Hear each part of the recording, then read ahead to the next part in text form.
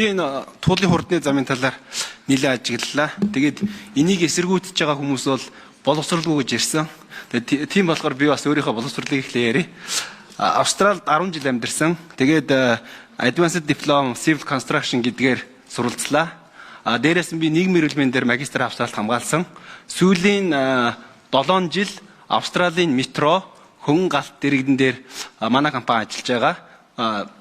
За ийм учраас энэ төгжрлийн талаар бол маш сайн мэднэ. За нэгдүгээр асуулт судалгаа ярив. Та их сурвалж төгссөн хүн байна. Fundamental Law of Road Conjunction гэдэг Evidence from US гэдэг тийм том судалгаа байгаа. Та энийг харсан байх.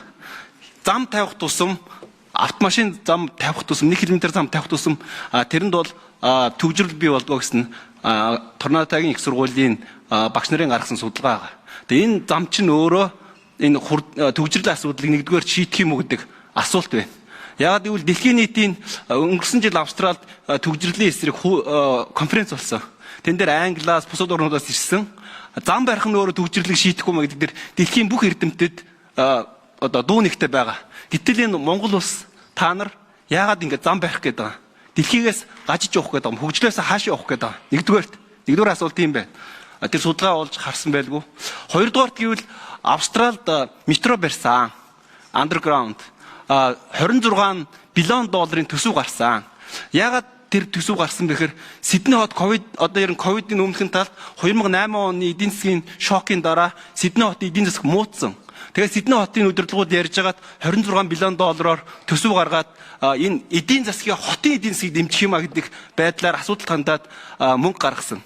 Гэтэл одоо энэ 2.4 тэрбумаар та нар хурдны зам барих гэж байна заяа. Тэр метроны тэр төсөлд болохоор Австралийн citizen хүн ажилласан байхгүй юу? Оюутнууд ажиллаагүй. Тэгэхээр одоо энэ 2.4 тэрбум хятадаар бариулах юм уу? Энэ Монгол залуучууд чинь хаана байх юм бэ? Монгол компаниуд хаана байх? Хэрвээ энэ чинь Монгол компаниуд барихгүй бол хятадууд бариа явуулчихвал энэ чинь хөгжил биш. Бид нар зүгээр нэг юм гялтал болсон юм барих гэдэг. За дараагийн асуудал болохоор би 2015 онд Эрүүл хот гэдэг үндэсний хөтөлбөрийг эрүүл мэндийн яамд ажиллаж байхдаа батлуулчаад явсан. Эрүүл хот гэдэг хөтөлбөр дээр бид нэр штэ Улаанбаатар хот одоо ингээд noise одоо pollution гэдэг юм даа дүү чимээний бохирдол гэдэг юм өндөртөө болсон. Одоо Улаанбаатар хотын чи хамгийн өндөр үнэлгээтэй маш олон хүн амьдарч байгаа дүүрэг чинь энэ туулгын хурдны зам дагуу байна. Тэгэд энэ хурдны зам барьчих юм бол тэр одоо туулгын дагуу хэдэн мянган хүн айл амьдарч байгаа. Тэр айл чинь бүгд дүү чимээний pollution өртнөө. Улаанбаатар чинь зөндөө pollution да. Дээрээс нь ингээд дүү чимээний pollution гэдгийг чинь тэр туулын хурдны зам дагууга байгаа апартмент чи авлаа. Энэний судалгаа байгаа юу? Нөгөө талаар би бас нэг ганц юм хэлчихье. Та ингээд энэ судалгаа ашиглалтын дараа 2.4% маш бага байгаа. Ямар нэгэн ганцхан яачи. За тодруулах нэмээд өгч. 1 минут авчи. Тийм байгаа. Тэн дээр болохоор Австралид ингэсэн 2000 онд water management гэдэг хууль гарсан. Тэр хууль яасан бэхээр борооны усыг шууд устайлуу шугамар дамжуулаад далаа руу орох юм бол далаадах амтан ургамал үхээд байна. Ягаад гэвэл зам дээр хөрсөн дээр байгаа автомашин гарсан хорт бойцууд чинь шууд далаа руу цутгаж болохгүй магээд дунд нь water tank гэдэг юмыг барьсан. Одоо энэ та нар хийгээд байгаа хурдны зам дээр маш олон машин явна, маш олон хорт бойцууд ялгарна. Тэд нар чинь бүгд туул гол руугаа унана. Та нарын тэр хурдны зам дээр ус зайлуулах, усын хөрөмтлүүлж аваад цэвэршүүлээ туул гол руу хийдэг юм байхгүй юм билээ. Энэ асуудлуудаа яаж шийдэх гэж байгаа? Ийм ашиггүй төслийг хийжсэн дөрвөл хамгийн сүүлийн ганц минут би тэр лайт рэлийг барьсан гэдэг нь шүү дээ. Лайт рэл чинь энэ хурдны замаас хямдхан үнээр босноо. Тэгээд төгжрлийг шийдэх гол гарц чинь тэнд байхад ягаад тэрийг хийхгүйгээр заавал энэ хурдны зам гэдэг.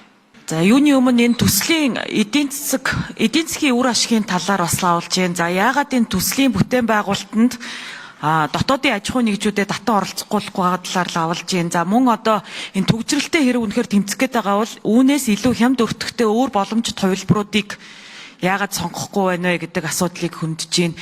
За гэх мэтчлэн маш олон асуултыг хөндлөө маш тодорхой хариултуудыг даваадлаа. За гончиг сунлаа би судлаачийн асуултанд хариулъя. За та бас нэг жоохон буруу юм. Австралид бол метро гэдэг, метро гэж хэлдэг. LRT буюу light rail хөнгөн галт хэрэг гэдэг. Газрын гүн илдээгүүр ил гараа явдаг.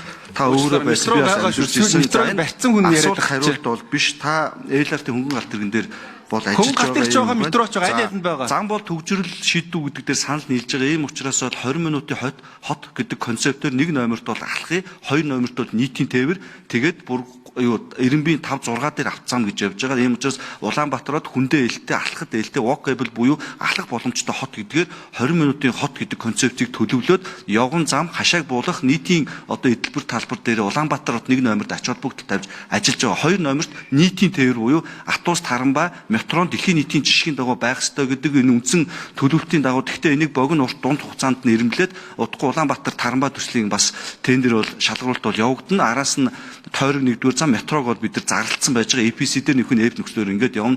Ийм учраас бол олон улсын жишгийн дагуу хүндээ ээлтэй алхах нийтийн тээвэртэй зориулсан хот байна. Мөн Улаанбаатар хотод Батол даргын яг эхлүүлээд явж исэн зогсон автомобилгүй гудамж Улаанбаатарт явган замын төлөвлөлтийн ажлууд энэ жил дуусах байсныг нь яам дуусгах чадаагүй нийслэл Улаанбаатар руу цагтаж аваад ажлаа дуусгаад ингэ явж байгаа гэж. Тэр эдийн засгийн талаар би асуусан шүү дээ. Цаг дууссан.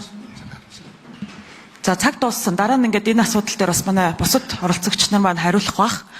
За даваадлаа сая зам бол төгжрөл шийдэхгүй гэж хэллээ. Тэгсээр нэ 2.3 их 80 төгрөг энэ зам зарцуулагдах гээд байгаа. Тэгээд Улаанбаатар чинь одоо туул голчин бол Улаанбаатарчуудын соёл амралтын хүрээлэн багхгүй юу? Та нар хөшгтийн хүн дээр онгоцны нисэх онгоцны буудлыг явуулчаад саарл Улаанбаатараа ерөөсө харахаа байцсан.